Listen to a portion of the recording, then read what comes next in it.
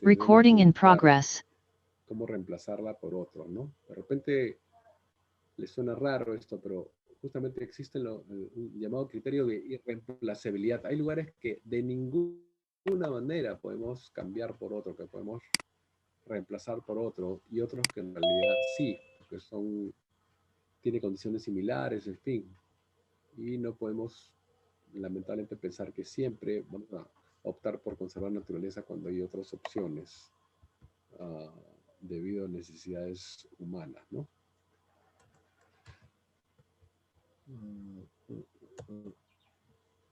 Vamos a revisar un ejemplo. Este caso, este ejemplo ocurrió, este proceso metodológico es real. Se llevó a cabo, se corrió hace ya probablemente 30, 35 años atrás, en los orígenes del Centro de Datos para la Conservación de la Facultad de Ciencias Forestales, en los años 80. Sin embargo, sigue absolutamente vigente en términos metodológicos, ¿no? De repente, en términos operativos, no tanto. En ese momento no existían todavía mucho desarrollo de los sistemas de información geográfico, donde vamos mezclando capas, ¿verdad? El mapa de cobertura vegetal, el mapa de carreteras, el mapa de concesiones forestales o mineras, etcétera. Y podemos ir discerniendo, diferenciando claramente cuáles son los lugares uh, que queremos escoger. En este caso se utilizaron láminas de acetato, láminas transparentes, y sobre una ventana se pusieron las distintas capas. Y ahí de manera muy gruesa, a plumón literalmente, se fue diferenciando, identificando aquellos lugares que debían ser descartados de aquellos otros lugares que sí podían representar gran importancia para la conservación de la biodiversidad a largo plazo, ¿no? Entonces, metodológicamente sigue siendo vigente, a pesar de que en términos operativos se utilizó este, ¿cómo se diría?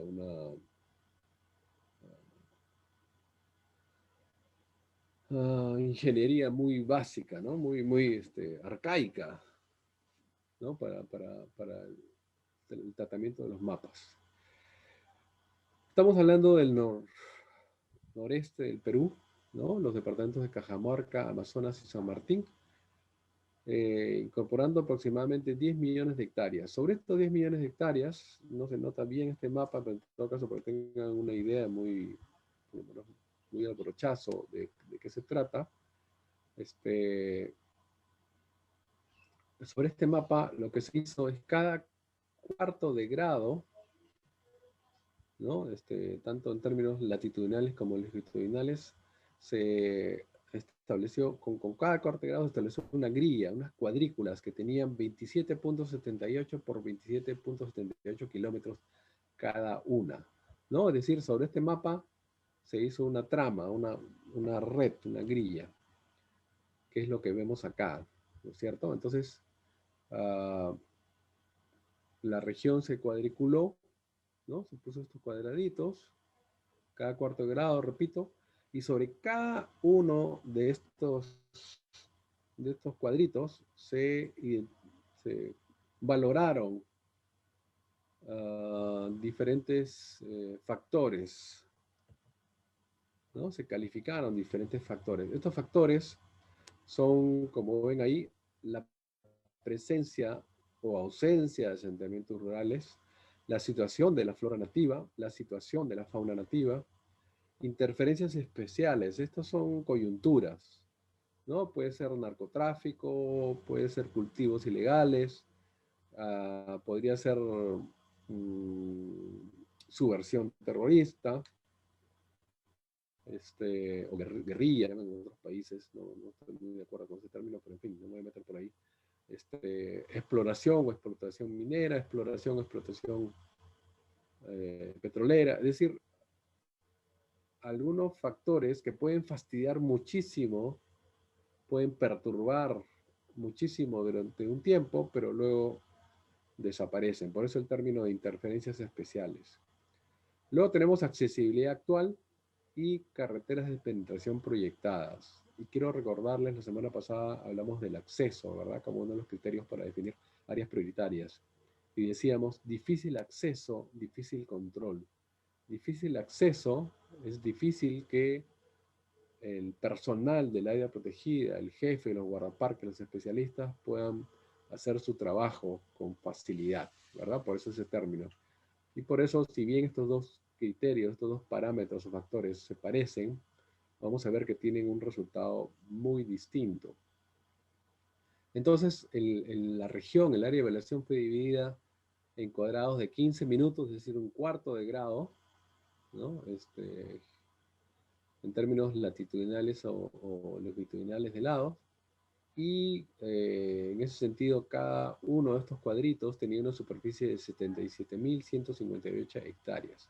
Sobre cada uno de estos cuadritos, ¿verdad? Es que se calificaron estos parámetros. Los parámetros tienen un distinto valor de ponderación. ¿Sí? Hay algunos de ellos que son muy importantes, por eso tienen una ponderación de 20% o de 0.2, y otros que en realidad no lo son tanto, por lo tanto tienen un menor valor, ¿no? De 0.1 o de 1%. Tanto flora como fauna, la situación de flora como fauna, tienen un mayor peso relativo porque justamente el objetivo de la definición de sitios prioritarios se basa en diversidad biológica, ¿verdad? Y al contrario, tanto asentamientos rurales como la presencia de carreteras de penetración van a constituir parámetros descalificantes de gran peso debido al que tienen mucho apoyo gubernamental. ¿Sí? Mientras que la accesibilidad actual e interferencias especiales, como mencioné hace un rato, tienen un valor relativo menor, pues su influencia no es tan fuerte, tan potente como podrían ser la situación de flora y fauna o la presencia de asentamientos rurales o carreteras de penetración. ¿Sí? Bueno, en el caso de interferencias especiales, como son coyunturales, temporales o transitorias, y no necesariamente cubren mucha extensión de la Tierra en la cuadrícula, es que se le ha dado menor valor. Sí, captaron eso, ¿verdad? Entonces son 6 factores, 6 parámetros, pueden ser más, pueden ser menos, voy a hablar de eso al final, pero en este caso específico, para esta región, se escogieron, ¿no? De Cajamarca, Amazonas y San Martín, se escogieron estos 6 parámetros. Y repito, tienen distinto valor. Asentamientos rurales, situación de la flora y fauna nativa y carreteras de penetración proyectada tienen un peso ponderado de 0.2, mientras interferencias especiales y accesibilidad actual tienen un peso de 0.1. ¿No? Y la ponderación es similar a la ponderación de los promedios semestrales, por ejemplo, ¿no? Cada curso, según sus créditos, tiene un determinado peso. Acá ocurre lo mismo. A ver, primer parámetro o factor. Asentamientos rurales. Este es un factor o un parámetro negativo descalificante, pues si está presente, por ejemplo, va a descalificar a la cuadrícula. De modo que tenemos un valor 0 o nulo cuando hay una colonización actual y una ciudad o un pueblo. ¿Sí? Ese cuadrito, a estos cuadritos le vamos a poner a cada uno de ellos un código. Entonces tendremos columnas numeradas y filas con letras. De modo que tendremos una cuadrita que será la 1A, otra más podría ser la 5F, otra más será la 8J, etc. ¿No? Sí, cada cuadrito tiene un código. De modo que sobre ese cuadrito es que el 1A vamos a calificar primero asentamiento rural y recuerden que tiene un valor de 0.2, ¿verdad? Tiene una ponderación de 0.2. Entonces, si está presente una colonización actual o ciudad o pueblo, tiene el mayor valor. Perdón, el menor valor, el valor nulo. Y si al revés, no hay ningún asentamiento en el área, vamos a tener un valor de 3, la máxima puntuación para este cuadrito. ¿Sí? Y en el medio tenemos comunidad nativa mínima presencia de colonos, valor 2, y valor 1, colonización futura o mediana presencia de colonos.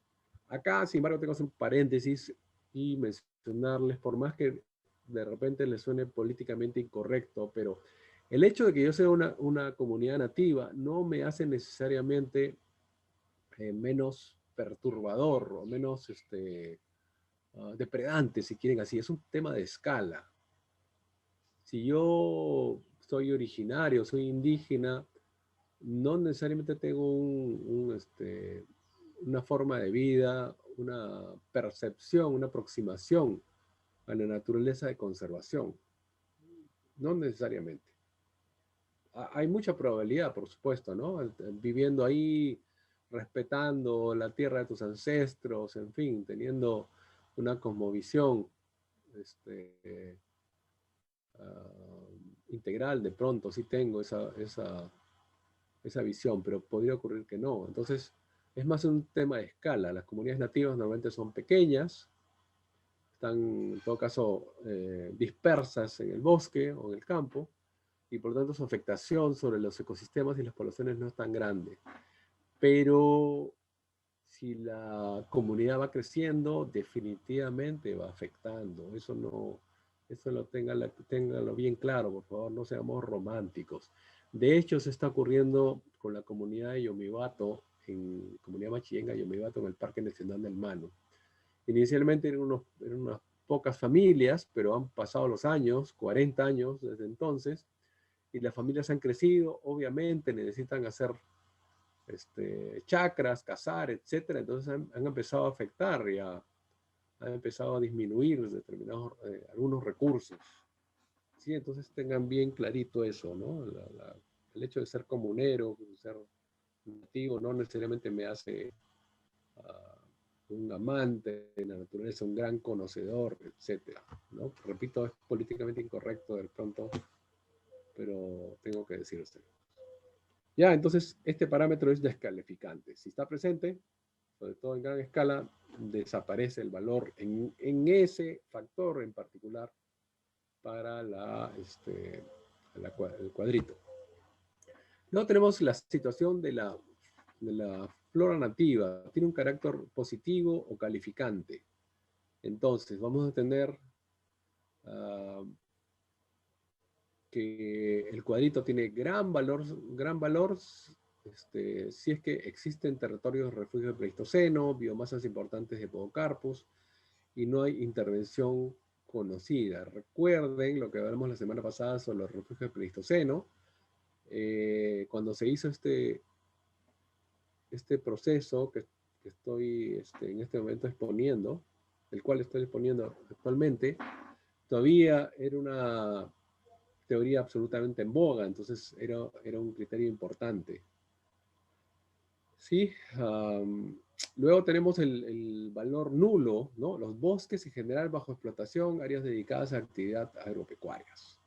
Y a propósito, acá se habla de biomasas importantes de podocarpus. Si bien el podocarpus lo encontramos en el Perú desde Cajamarca hasta Puno, es decir, en todas las vertientes orientales y occidentales, es sobre todo al norte donde hay una gran densidad, ¿no es cierto? Sobre todo en Jaén, San Ignacio, por ejemplo, en el departamento de Cajamarca, donde casi el 50% de los individuos por unidad de superficie son podocarpus, ¿no? Eso no lo vamos a encontrar, por lo menos ahora, en selva central, probablemente en algún momento fue así, ¿no? Prueba de ello es Oxapampa y alrededores, que la mayoría de construcciones antiguas es hecha de podocarpus, esos bosques ya no existen más aparentemente, y mucho menos al sur, ¿no? En Puno, en Cusco, y ya todavía hay podocarpus, pero no en la densidad que podemos encontrar en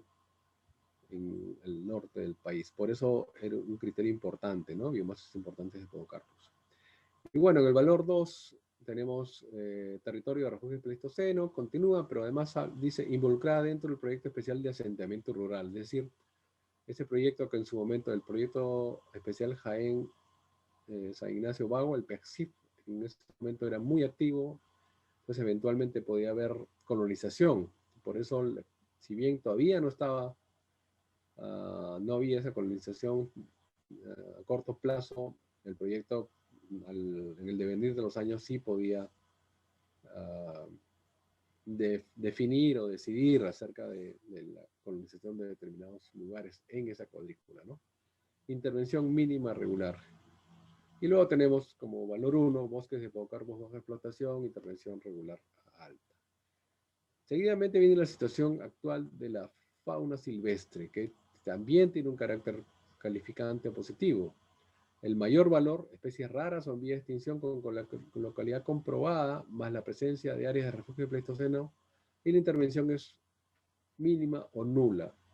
Y aquí es subrayado la localidad comprobada en este valor y en la calificación siguiente, localidad probable, porque no es lo mismo que yo tenga absoluta seguridad que hay una población de monos choros, de osos de anteojos u otra especie importante en un lugar, a que yo suponga que como es el mismo hábitat, el mismo tipo de cobertura, ahí pues debe haber, ¿no?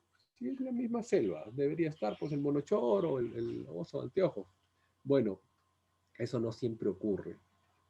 Por alguna razón en particular, no necesariamente porque ha habido cacería, pero por alguna razón, ¿no? El tipo de suelos que genera de pronto alguna toxina en las plantas o no tiene suficiente productividad de frutos, por lo menos durante todo el año, en fin, por alguna razón no están pues hay islas de, de, de, de muy baja densidad o simplemente ausencia de algunas especies. Por eso hace esa diferencia, ¿no? Entre la localidad comprobada y la localidad probable de especies raras o en vías de extinción. ¿Sí? En este caso, en el primero, en el caso del valor 3, tenemos un espécimen, tenemos una fotografía, tenemos una huella o algo que nos dice positivamente, una evidencia positiva de la presencia del bicho. En el otro caso estamos suponiendo que al ser el mismo tipo de cobertura vegetal, hábitat similar debería estar, pero no tenemos la evidencia concreta, ¿sí? Luego tenemos como valor, el siguiente valor, valor 1, ¿no? Bajo valor, especies de fauna silvestre interesantes en otras categorías, zona de endemismo, intervención regular. Y miren la última, valor nulo, valor 0, fauna silvestre y o ambiente natural muy intervenido, área sin valor especial para los fines del caso. Cuando dice ambiente natural muy intervenido, hay dos maneras como yo extingo o pongo bajo mucha presión una población y por lo tanto se disminuye considerablemente. Esta puede ser porque la cazo directamente o también porque la capturo, ¿no? Me las llevo vivas, me llevo vivos a los individuos, por lo tanto la población disminuye considerablemente, incluso desaparece. Pero también puede ser que sin disparar una sola flecha, una sola bala o cartucho, la especie se viene abajo porque su hábitat ha sido afectado demasiado. Algún factor del hábitat, como puede ser el alimento, la cobertura o cobijo o algún otro elemento, ha sido afectado y por lo tanto la población desaparece o disminuye demasiado. Entonces por eso dice fauna silvestre y o ambiente natural muy intervenido. Repito, no necesariamente, a veces de repente ni siquiera sé que hay una población de mono choro con la amarilla, pero esta se viene abajo porque destrocé o afecté demasiado, mejor dicho, algún elemento del hábitat del mono choro con la amarilla. Sí, entonces esta es un factor calificante positivo, situación actual de la fauna silvestre. Luego tenemos interferencias especiales, ¿no? Esto es un parámetro, un factor, un criterio negativo o descalificante.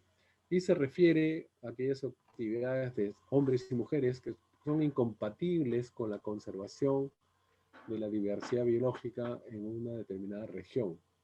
Puede ser la exploración, explotación petrolera, puede ser exploración o explotación minera, cultivos ilegales, narcotráfico, entre otros.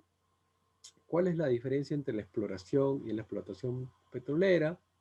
Si bien podría parecer que la explotación petrolera va a afectar más el ecosistema, afecta sí, pero de manera muy puntual, ¿no? Tenemos el punto donde estamos sacando petróleo, alrededor puede haber mucho movimiento de gente, maquinarias, mucho ruido, contaminación eventualmente por derrames, pero es muy enfocado, muy puntual. La exploración, todavía no hay petróleo de por medio, pero hay extensivamente, en un amplísimo espacio, hay gente recorriendo, poniendo, por ejemplo, sísmica. ¿Saben lo que es una línea sísmica? Es una línea, una trocha que tiene kilómetros, kilómetros. Cada 500 metros he puesto una carga de explosivos bajo tierra. Y estos explosivos los hago, los activo con una cierta diferencia, unos segundos de diferencia. Y eso lo que me va a dar es un registro, hay unos sensores del movimiento de tierra, abajo, también enterrados, y eso me va a dar, según la respuesta, el reflejo, voy a interpretar en una imagen la textura que hay bajo el suelo. Y según eso, puedo interpretar, puedo decir, ajá, aquí con mucha probabilidad hay petróleo, mientras que aquí no. Y digo con mucha probabilidad porque recién cuando meto el taladro, perforo profundamente, es que yo confirmo que sale petróleo. Es más, podría salir petróleo, pero es un petróleo muy joven, maduro, que de repente, dependiendo del valor internacional en el mercado, ese no vale la pena extraerlo. Pero a lo que voy con todo esto es que hay muchísimo movimiento de gente en una extensa área, explosiones, gente circulando en autos, caminando, macheteos, etcétera, mucho ruido, mucho movimiento. Entonces, la exploración en última instancia afecta mucho más que la explotación. Repito, es coyuntural, ¿no es cierto? Es durante un tiempo, unas semanas, unos pocos meses, pero es considerada una interferencia especial también. Entonces, este factor tiene una valoración igual, ¿no? De 3 a 0. Cuando no hay actividades, entonces tenemos el máximo valor, valor 3, y los grados menores van a ser calificados cuando hay de manera creciente interferencias que causan o pueden causar eh, impacto, afectación sobre el valor natural de los ecosistemas y las poblaciones silvestres que ocurran en el lugar. Luego tenemos dos parámetros que de manera inicial podríamos pensar que son lo mismo, o en todo caso sumamente parecidos. Accesibilidad actual y carreteras de prevención proyectadas. Accesibilidad actual, en realidad aquí tenemos dos cosas. Primero, recuerden, difícil acceso, difícil control, ¿no? En términos administrativos, es importante que el personal del área protegida, bueno, el área, o en todo caso el área por proteger, pueda llegar al lugar con facilidad. Y segundo, esos accesos, esas carreteras, esos campos de aterrizaje, ya destrozaron, ya perturbaron, ya interfirieron sobre un bosque, sobre un glaciar, sobre, en fin, un pajonal, etcétera. Ya eso fue antes, ya no queda, no vale el llorar, ¿no? Vamos hacia adelante, ya tenemos el acceso. En el caso de las carreteras de penetración proyectadas, todavía no han fastidiado, todavía no han perturbado. Entonces, eso es distinto, ¿verdad? Aquí el daño, perdón, el daño está causado, acá todavía no hay daño. Acceso actual, infraestructura de apoyo a la administración del área protegida y por tanto es un valor positivo o calificante cuando está presente en el cuadrito bajo calificación, bajo valoración. Valor máximo, carretera y o campo de aterrizaje, además de poblado con facilidades para la administración. Entonces acá estamos pensando en función de la gestión del área, ¿no? Del control, vigilancia, el monitoreo, el ingreso incluso de investigadores, el ingreso de turistas eventualmente, ¿no es cierto? Es carretera y o campo de aterrizaje, además de poblado con facilidades para la administración, mayor valor. Y el valor nulo o cero, no hay red vial y ninguna facilidad para control. En el medio, bueno, tenemos río, campo de aterrizaje, además de poblado con facilidades, trochas, más caserías con facilidades.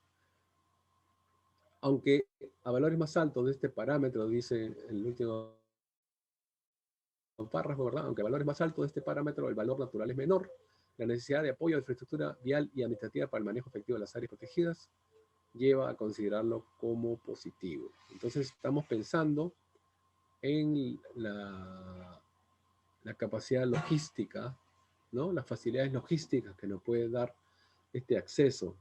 A diferencia de este otro factor o parámetro, que son los de carreteras de penetración proyectadas. A pesar de tratarse en principio de las mismas interferencias, ¿no es cierto?, del parámetro anterior, aquí son negativas o descalificantes, pues se refiere al establecimiento de nuevas vías de penetración trazadas para alentar la colonización de los valles, bueno, en este caso específicamente del río Guayaga, que eran los sectores más interesantes para esta investigación, este estudio en particular.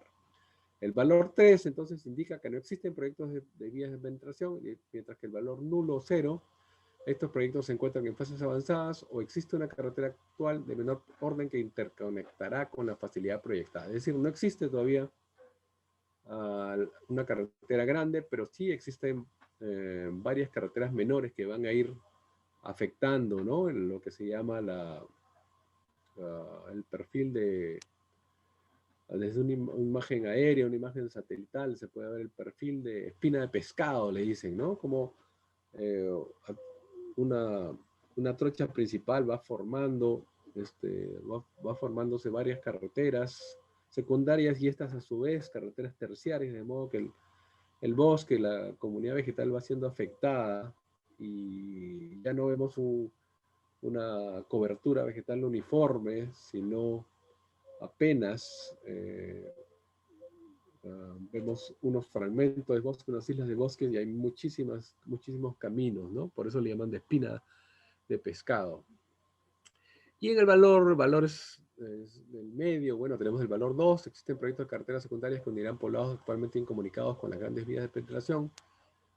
Y el valor 1, se han detectado o mapeado proyectos de vías de penetración. Aquí me detengo un ratito, el valor 1, se han detectado o mapeado proyectos de vías de penetración. Siempre que hacemos una evaluación de un lugar que esperamos poder priorizar, una región donde queremos priorizar áreas de conservación, tenemos que recurrir a los archivos o la información, en todo caso, del Ministerio de Transportes y Comunicaciones. Y en sus mapas vamos a encontrar carreteras afirmadas, carreteras asentadas, ¿no? Pero también vamos a encontrar líneas punteadas, es decir, carreteras en proyecto. Algunas de estas carreteras pueden tener 40 años de proyecto, literalmente 40 años. Esto no significa que han sido descartadas. Eso significa que en algún momento se va a activar algún proceso, alguna oportunidad, alguna coyuntura social o política y por tanto esa carretera de pronto va a tener financiamientos, proyectos de inversión, estudios de impacto ambiental, etcétera, y lo que era un proyecto que tenía 40, 50 años incluso, termina siendo una realidad, ¿no? Entonces, aquí lo que tenemos en esta calificación 1 dice, se han detectado, mapeado proyectos de vía de penetración, entonces también no es obviamente tan importante como para descalificar totalmente en este parámetro de la cuadrícula, pero sí le damos un menor valor, ¿no? Valor de 1. Tenemos las cuadrículas entonces, con los distintos parámetros, y acá tienen, para algunas cuadrículas, nada más un ejemplo, A4, A5, A6 en las columnas, los distintos valores que obtuvieron según su valor ponderado, ¿no? Entonces la A4, por ejemplo, para sentimientos humanos tuvo un valor de 0.6, ¿no? No era tan alto. Situación de la flora, 0.5, situación de la fauna, 0.2 y así, ¿no? Cada cuadrito va a tener, entonces, para cada parámetro, un valor según su ponderación, y al final el calificativo es la suma de todos estos. Entonces, como ven, el A4 tuvo un valor de 2.1, mientras que, por ejemplo, el A5 o el B7 tuvo mucho menor valor, ¿no? 1.4, 1.5 respectivamente. Con esto, perdón, con esto nos vamos a estos rangos. Si el cuadrito tuvo un valor de 1. De 0 a 1, las áreas no tienen ningún valor dentro de los objetivos del estudio, de la evaluación. De 1.1 a 1.5, áreas de escaso o muy bajo valor para los objetivos de la evaluación. Y acá encontramos un punto de quiebre. 1.6 a 2, áreas de regular valor para los objetivos de la evaluación. Sin embargo, requieren elevados recursos humanos y o económicos para garantizar un valor dentro del sistema de áreas protegidas. Sí, entonces tienen un valor medio, pero tenemos que invertir muchísimo, ¿no? En términos económicos, financieros, pero además de recursos humanos. Y luego tenemos el valor 2.1 a 2.5, áreas de valor para los objetivos de esta evaluación, y se requiere un esfuerzo especial económico y técnico, aunque obviamente no tanto como en el anterior, para contrarrestar y eliminar una influencia negativa. Y luego tenemos el valor máximo, ¿no? 2.6 a más, áreas de gran valor para los objetivos de esta evaluación. Miren el resultado, estamos hablando de los años 80. Primera área prioritaria, Cordillera del Cóndor, la 1. Ese sitio prioritario terminó siendo después, se estableció sobre este sitio la zona reservada Santiago Comainas, que posteriormente fue categorizada como el Parque Nacional Ichicamuja y la Reserva Comunal Tuntanaín. Como saben, todavía queda incluso un pequeño sector de esta gran zona reservada de Santiago Comainas, ¿no? Que en algún momento fue una gran zona reservada.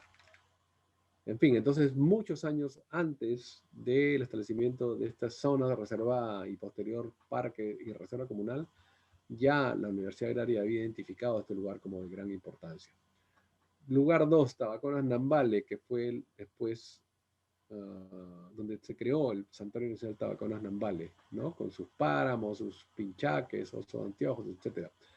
Tercero, el departamento de Amazonas, Cordillera Colán, actualmente, inicialmente zona reservada de Colán, actualmente son Santuario Nacional Cordillera Colán y Reserva Comunal Chayunaín. El 4, área departamental, todavía no hay un área nacional, hasta donde recuerdo, hay una cercana al menos a un área de conservación regional, ¿no? En el departamento de Loreto. Luego, el 5, Alto Mayo, actualmente existe el Bosque de Protección Alto Mayo, el importante Bosque de Protección Alto Mayo, y finalmente el 6, Río Viseo, el Parque Nacional Río Aviseo.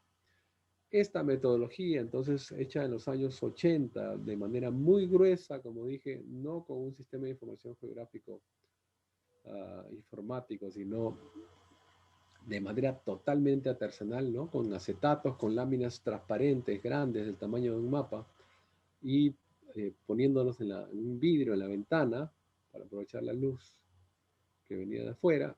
Se fueron con plumones, se fueron identificando estos sitios. Incluso las listas de especies eran súper gruesas, muy gruesas, ¿no? Ahorita revisaríamos esas listas y si revisamos esas listas nos hace un poco de gracia, ¿no? Como consideraron especies que ni siquiera existen en el momento, en fin, ¿no? Que sabemos que no existen en ese lugar. En fin, estamos hablando de los inicios, ¿no? De estos procesos hace ya muchísimos años, pero consistentemente otros proyectos han ido encontrando lo mismo, ¿no? Con metodologías mucho más refinadas. El río Viseo, por ejemplo, no solo la universidad, sino la gente de la Asociación Peruana para la Conservación de la Naturaleza, APECO, encontró lo mismo, que era un lugar importante. El proyecto Alto Mayo también reconoció que Alto Mayo era importante. Cordillera Colán, Tabacones Nambale, Cordillera Cóndor, igual salieron en otros proyectos como lugares de gran importancia. Entonces, este fue un trabajo pionero que reconoció tempranamente lugares que después han sido ratificados, reconfirmados, y donde se han establecido varias áreas importantes a nivel nacional. Podemos usar otros factores o criterios, por supuesto. De hecho, esto lo mencioné al principio, ¿no? Para este caso que les he relatado, se usaron 6 factores. Podrían haber otros, pero siempre tenemos que tener claro, clarísimo, muy claro, lo recalco, que tenemos la información como para poder efectivamente calificarlos, ¿no? Incluso ponderarlos. Porque podemos tener excelentes ideas y, ok, vamos a, en cada cuadrícula, calificar los servicios ecosistémicos, la integridad del hábitat, la concentración de endemismo, la presencia de hábitats notorios, etcétera. Incluso la cercanía, contiguidad con otras áreas, ¿no? Por si hay alguna oportunidad de ampliarlas, por ejemplo. Pero de repente decimos, a ver, concentración de endemismos, me parece excelente. ¿Tienes la información sobre la presencia de endemismos? Esos animales o plantas que tú consideras están en el lugar, están mapeados, están cartografiados adecuadamente, ¿no? Con bastante detalle, no simplemente un globo sobre un mapa, ¿no? Algo trazado con un plumón, justamente con un plumón. Entonces, pueden haber otros criterios, pero tengo que tener muy claro que de repente a nivel nacional, pero sí a nivel regional, ¿no? Depende de dónde te toca hacer esto, en Cusco, en Madre de Dios, en Piura, en Amazonas. De repente sí existe esa información de presencia de hábitats o servicios ecosistémicos y por tanto tienes esa capa donde puedes finalmente valorar y ayudarte con ese criterio también para poder calificar adecuadamente y identificar los sitios prioritarios, ¿no? ¿Qué fue? Que no avanza esto. Algo que tenemos que tener claro, también clarísimo, es que los criterios para establecer un área natural protegida pueden ser muy distintos a otros usos de la tierra, ¿verdad? De repente la presencia de interferencias especiales, la situación de la flora y fauna, pues no es tan importante si lo que pretendemos es establecer un gran complejo dentro de un valle, un gran complejo agroindustrial o cultivos para exportación, etcétera, ¿no es cierto? Van a ser criterios muy distintos. La presencia, incluso la presencia de poblados grandes puede ser muy importantes para áreas protegidas. Incluso acá hacemos diferencias, ¿no? Para áreas protegidas de uso directo, la presencia de poblados importantes pueden ser poblados grandes, puede ser importante, pero si se trata de un parque nacional o un santuario nacional, de repente no lo es tanto, ¿no? Porque va a haber mucha presión sobre los recursos del área protegida y al ser un área de uso directo, pues, eso no sería viable en términos de compatibilidad con los objetivos de establecimiento del área protegida, ¿no? Y la presencia de caminos, carreteras igualmente puede ser estratégico, ¿no? En muchos casos. Muy bien, preguntas, jóvenes, comentarios, observaciones a lo que hemos descrito en esta presentación. ¿Quedó claro? Sí, profesor, yo tengo una pregunta. En Dale, el dale. criterio número 2, cuando se habla de la situación de la flora nativa, se ¿Ya? menciona que es un valor de 3 y tiene un gran valor científico. Pero, ¿cómo se mide ese gran valor científico? Es lo siguiente, ¿no? Si presenta, en ese caso, ¿no? Se utilizaban los territorios de refugio del Pleistoceno, biomasas importantes de hipocarpos, etc. De repente, actualmente, podrías usar otros criterios, como podría ser, por ejemplo, la presencia de una comunidad vegetal única o rara, ¿no? O la presencia de un proceso ecológico que no se da en otros lugares, ¿no? Un pulso de inundación, de pronto bosques de neblina, o un lugar donde hay un paso de migración de algún grupo de peces u otros vertebrados, en este caso terrestres, en fin, ¿no? Entonces, lo que ahí cuando dice gran valor científico, en realidad está sustentado por lo siguiente, lo siguiente, me refiero a la frase, territorio de refugio pleistoceno, biomasas importantes, sin intervención conocida, que es específico para este caso, ¿no? Pero uh, para cada región que califiques, tú tendrías que identificar cuáles son los valores científicos y cuáles son particularmente importantes, por eso le das esa calificación de gran valor científico. ¿Sí? Muchas gracias, profesor. Como dije, actualmente de pronto refugio pleistoceno no sería tan importante, por eso que les mencioné la semana pasada, ¿no? Que hay todavía ese conflicto, esa no ponerse de acuerdo entre los científicos si realmente existieron los refugios o si no, ¿no? De hecho ya no se usa mucho este criterio de los refugios de Pleistoceno. Y mucha gente se atreve a ponerlo como un criterio.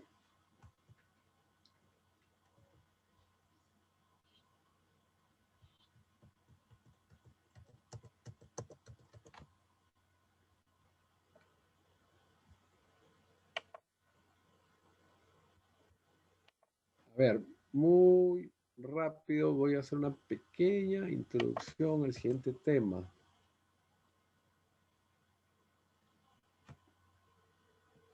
Que es el Uy, no he compartido, perdón. A ver, compartir.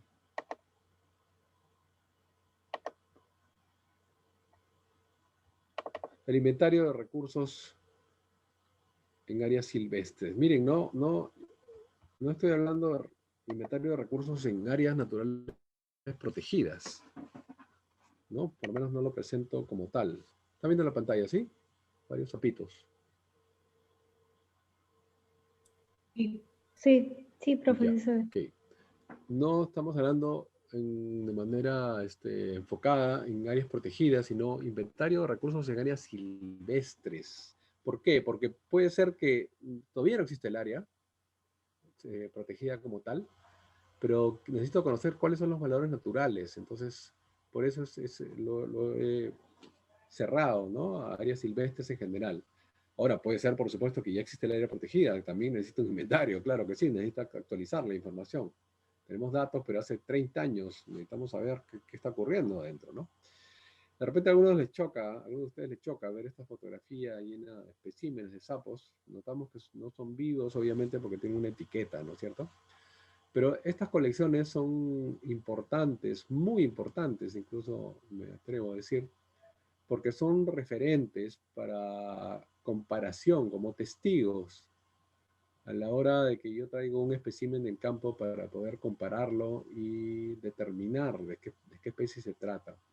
Es más, ni siquiera un espécimen en museo es tan valioso como podrían ser 30 o 50, porque esos 30 o 50 especímenes que no han sido colectados en el mismo sitio, sino a lo largo de la distribución geográfica de la especie, me va a dar mucha información sobre las diferencias geográficas que va a haber dentro de toda la población de un sapo determinado, ¿no? De repente en algún lugar, debido a las altas temperaturas, en la humedad, es mucho más estilizado, más flaquito, mientras que en áreas de altura más frías, donde también ocurre la especie, es más rechonchito, más gordito para poder mantener el calor.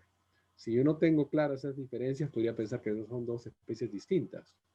Pero si tengo a lo largo del colecciones, a lo largo de todo el ámbito de distribución, cuando yo vengo con un espécimen nuevo de campo, que todavía no sé qué especie, y la comparo con toda esa colección, puedo saber de qué se trata, ¿no? Entonces, las colecciones de museos son no solo muy valiosas, sino que tienen que ser de amplísima, ¿no? Cientos, miles de especímenes, en total me refiero, no solo de una especie, para tener un depósito de algo que nos va a servir al futuro, a veces décadas, siglos después utilizamos esos especímenes, ¿no? Cuando establecimos el primer Parque Nacional del Perú, ni siquiera nos pusimos a pensar qué especies de animales y plantas existen ahí, ¿verdad?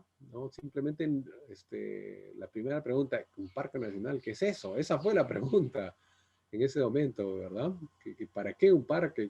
Explícame, ¿qué significa un parque? ¿No? Es el parque como que tengo a la vuelta de la casa, puedo pasear a mi perrito ahí, ¿no? Entonces desde ahí venían las preguntas, ¿no? Mucho menos se preguntaban qué tipo de comunidades naturales, qué recursos podemos aprovechar. Es decir, no había esas preguntas todavía. Ahora al revés. Ahora presentamos un expediente, un proyecto, una propuesta de área natural protegida y las preguntas son interminables, ¿no? Tenemos que incluir muchísima información para justificar, para argumentar por qué un nuevo parque nacional, ¿no es cierto? Y para eso necesitamos mucha información que debemos obtener en el campo, y no solo información biológica, ecológica, sino también información socioeconómica, ¿verdad? Entonces, preguntas como, ¿es un área prioritaria? ¿Qué especies de ecosistemas ocurren en el lugar? ¿Hay especies amenazadas? ¿Son endémicas, únicas? ¿Qué gente existe en el lugar? ¿Cómo utilizan los recursos? ¿De dónde viene? ¿Hace cuánto tiempo están allí? En fin, ¿no? ¿Y qué hace diferente, además, a esta área protegida, a esta nueva área protegida de las que ya existen, ¿no? Una pregunta recurrente en los consejos de ministros, ¿qué otro parque nacional? Que no tenemos 15 parques nacionales, ¿para qué otro más? ¿No? Entonces ahí, con, con mucha sagacidad, tenemos que finalmente argumentar adecuadamente, ¿no? Miren las áreas marinas, ¿no? El Banco de Máncora, o la dorsal de Nazca, ¿cuántos años, sobre todo la primera, tiene como propuesta y no resulta todavía en un área protegida definitiva, ¿verdad? Ni siquiera en una zona reservada. Por más que se argumente y se vuelva a reciclar o refrescar, perdón, la propuesta, igual siempre aparece, por último, incluso aparece en conflicto con otros sectores, ¿no? Pesquería dice, pero ¿cómo vas a crear una reserva de tierras o una reserva de aguas marinas, en este caso, en este lugar que tiene tanta productividad y la pesca artesanal, industrial, etcétera, ¿no? Entonces hay demasiadas preguntas que tenemos que llenar y por eso es importante tener clarísimo qué hay en el sitio y sobre todo qué lo diferencia. Recuerden cuando veíamos lo que requiere un expediente, ¿no? Esos valores, esas singularidades, esas características particulares, especiales, son las que nos ayudan a argumentar por qué necesitamos el parque tal o cual, ¿verdad? Y no es exactamente lo mismo o muy parecido a lo que ya teníamos. Muy bien, vamos a quedarnos acá. Solo quería hacer una pequeña introducción, ¿no? Preguntas, comentarios sobre la presentación anterior o esta, o bueno, esta introducción.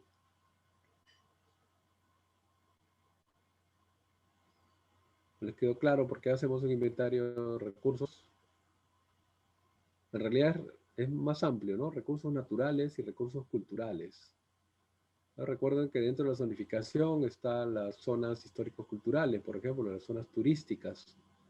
Entonces nos tiene que quedar bien clarito qué información, qué valores tenemos en el área, ¿no? Restos arqueológicos o lugares históricos, etcétera. Además, por supuesto, de qué especies hay, qué ecosistemas y en qué estado se encuentran.